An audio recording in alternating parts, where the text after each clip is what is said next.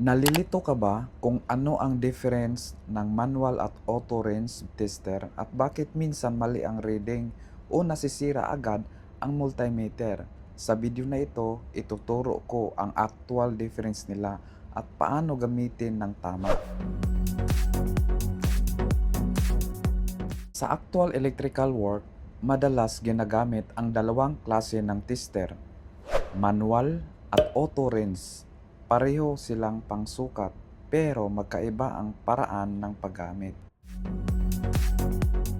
Ito ang Sanwa CD771, isang auto range digital multimeter. Simple lang itong gamitin kaya bagay sa beginners.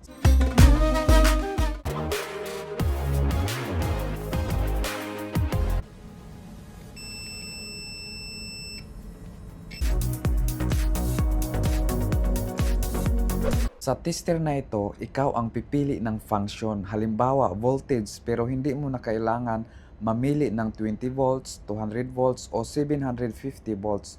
Automatic na niya itong ina-adjust kaya mas mabilis gamitin lalo na sa actual work. All multimeters may have different features, pero halos pareho lang sila ng basic symbols at measurements. Kaya before gamitin ang tester, importanteng alam muna natin ang meaning ng bawat symbol. First, meron tayong voltage, represented by the capital letter V. Ito ang ginagamit para mag-measure ng electrical power. Sa bahay natin, ang ginagamit na kuryente ay alternating current or mas kilala bilang EC. Represented ito ng wave sign. Meron din tayong direct current or DC. Represented ito ng isang solid line at tatlong dotted lines sa ilalim. Karamihan ng multimeter may dalawang voltage selection, isang AC voltage at ang isang DC voltage. Ang AC voltage usually ginagamit sa outlet sa bahay, habang ang DC voltage ginagamit sa battery, charger, solar at power supply. Halimbawa, itong battery may level na 12 volts DC, kaya para matest ito, iset natin ang multimeter sa DC voltage. Makikita rin sa battery kung alin ang positive at negative terminal. Read probe sa positive, black probe sa negative. Kung normal ang reading, ibig sabihin okay pa ang battery. Pero kapag walang reading o sobrang baba ng voltage, possible sira na ang battery o device. Ngayon naman, ang AC voltage ginagamit sa outlet sa bahay. Pero tandaan, high voltage is dangerous at pwedeng mag-cause ng serious injury o death. Para mag-test ng AC voltage, iset ang multimeter sa AC voltage, then ilagay ang probe sa socket. Huwag hahawak sa metal part ng probes habang nagsusukat at mas recommended din na one hand lang ang gamitin for additional safety. Ngayon naman, pag-usapan natin ang continuity test sa multimeter. Ito ang isa sa pinakaimportanteng function para malaman kung may maayos na connection ang isang wire o electrical components. Una, iset ang selector sa continuity symbol o sa may beep icon.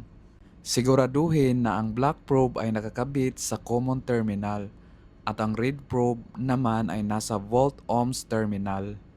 Pagdikitin ang dalawang probe, kapag nakarinig ka ng beep, ibig sabihin ay maayos ang connection at gumagana ang continuity function.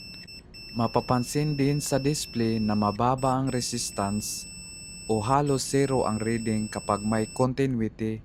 Subukan nating i-test ang isang wire. Ilagay ang isang probe sa bawat dulo ng wire. Kapag nag-beep ang multimeter, ibig sabihin ay buo ang wire at may continuity. Kapag walang beep, ibig sabihin ay open circuit o putol ang connection. Posibleng sira o naputol ang wire. Pwede rin nating gamitin ang continuity function para i-check ang fuse. Kapag may beep, maayos pa ang fuse. Kapag walang beep, blown o sira na ito. Ganyan lang kadali gamitin ang continuity function ng multimeter. Ngayon naman, pag-usapan natin ang resistance. Ang symbol nito ay ohms. Ang resistor na ito ay may value na 10 kilo ohms. Makilala ito sa color code na brown, black, orange at silver. Bago tayo magsukat, iset muna ang multimeter sa resistance o ohms. Pagkatapos, ilagay ang dalawang probe sa magkabilang dulo ng resistor. Hintayin ang reading sa display. Kung ang reading ay malapit sa 10 kilo ohms, ibig sabihin maayos pa ang resistor. Pero kung malayo ang reading sa expected value, posibleng may problema ang resistor o may sira na ang component. Laging ikumpara ang reading ng multimeter sa tamang value ng resistor para malaman kung nasa maayos pa itong condition. Ngayon naman, pag-usapan natin ang diode test. Hanapin muna ang diode symbol sa multimeter. Iset ang selector sa diode test function. Siguraduhin nasa tamang setting ang multimeter. Ikabit ang black probe sa common at ang read probe sa volt-ohms terminal. Sa example na ito, magte-test tayo ng diode na nakakabit sa PCB board. Unang sukat, read probe sa side na walang line at black probe sa side na may line. May reading tayong 0.401 volts. Ngayon, baliktarin natin ang probes. Kapag wala ng reading, normal ang resulta. Ibig sabihin, maayos pa ang diode dahil nagkakandak ito sa isang direksyon lang. Kapag may reading sa dalawang direksyon o walang reading sa parehong direksyon, posibleng sira na ang diode. Ngayon naman, pag-usapan natin ang frequency o hertz function ng multimeter. Turn the selector switch ngadto sa hertz. Ang hertz ay ginagamit para sukatin ang frequency ng alternating current o AC signal. Sa Pilipinas, ang standard frequency ay 60 Hz. Hindi ito palaging ginagamit ng beginners, pero mahalagang malaman kung para saan ang Hertz function. Ngayon naman, pag-aaralan natin kung paano mag-test ng kapasitor gamit ang digital multimeter. Ang kapasitor ay isang electronic component na nag-iimbak ng electrical energy. Bago tayo magsimula, mag-ingat, ang kapasitor ay maaring may nakaimbak na kuryente kahit naka-off na ang power. Pwede itong makakuryente kung hindi ito na-discharge. May dalawang klase ng kapasitor. May non-polarized at may polarized kapasitor. Ang polarized kapasitor ay may positive at negative terminal, kaya dapat tama ang orientation. Iset ang multimeter sa capacitance function. Kung kailangan, pindutin ang select button hanggang lumabas ang kapasitor symbol. Ikabit ang probes sa dalawang terminal ng kapasitor. Hintayin ang reading sa display. Kung ang reading ay malapit sa value na nakasulat sa kapasitor, ibig sabihin maayos pa ang kapasitor. Pero kung sobrang layo ng reading o walang reading, posibleng may sira na ang kapasitor. Laging tandaan, i-discharge muna ang kapasitor bago ito sukatin at laging ikumpara ang reading sa nakasulat ng capacitance value para malaman kung nasa maayos pa itong kondisyon. Ngayon naman, pag-usapan natin ang current measurement. Ang symbol ng UA ay nangangahulugang microampere. Ito ang pinakamaliit na current na kayang sukatin ng multimeter. Karaniwang ginagamit ito sa electronic circuits, mga sensor, at iba pang low current device. Ang MA naman ay milliampere. Mas mataas ito kumpara sa microampere. Madalas itong ginagamit sa electronic equipment, control circuits, at maliliit na electrical devices. At ang A ay ampere, ito ang ginagamit para sa mas malaking current. Halimbawa, motor, heater, at iba pang high current electrical loads. Sa madaling salita, microampere para sa napakaliit na current, milliampere para sa maliit na current, at ampere para sa malaking current. Laging piliin ang tamang current range. para maiwasan ang maling reading at para hindi masira din ang ating multimeter. Ngayon naman, tingnan natin ang manual range multimeter. Mapapansin nyo na mas maraming numbers ang makikita sa selector. Halimbawa, sa AC voltage, kailangan mong piliin ang tamang range bago magsukat.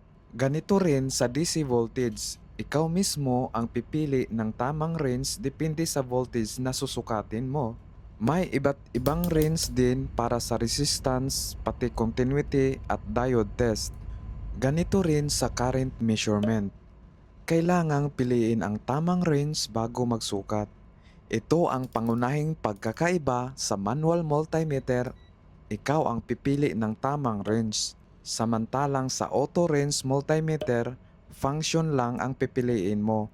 Ang multimeter na ang bahala sa tamang range. Pareho silang accurate. Ang pinagkaiba lang ay kung paano sila gamitin. Depende na lang sa iyong trabaho at personal na preference. So alin nga ba ang mas magandang gamitin? Kung beginner ka pa lang, mas madaling gamitin ang auto range multimeter. Hindi mo na kailangang pumili ng voltage range. Kung manual multimeter naman, ikaw ang pipili ng tamang range. Kaya kailangan mong alam ang expected value bago magsukat. Iyan ang pangunahing pagkakaiba sa manual. Ikaw ang pipili ng range. Sa auto range, ang multimeter na ang pipili. Pero tandaan, pareho lang silang sumusukat ng voltage, current at resistance. Magkaiba lang ang paraan ng paggamit. Piliin ang multimeter na bagay sa iyong trabaho at sa level ng iyong experience. At higit sa lahat, laging gamitin ang tamang setting at mag-ingat sa bawat pagsukat, lalo na kapag high voltage ang sinusukat. Ngayon, alam mo na ang pagkakaiba ng manual at auto range multimeter. Laging tandaan, ang tamang setting at tamang paggamit ng multimeter ay mahalaga para sa accurate na measurement at para sa iyong kaligtasan. Pagkatapos gamitin, i-off ang multimeter at itabi ng maayos ang probes para mas tumagal ang buhay ng iyong multimeter. Kung may natutunan ka sa video na ito, please like, share at subscribe para sa mas marami pang electrical tutorials. Maraming salamat sa panonood at magkikita tayo sa susunod na video.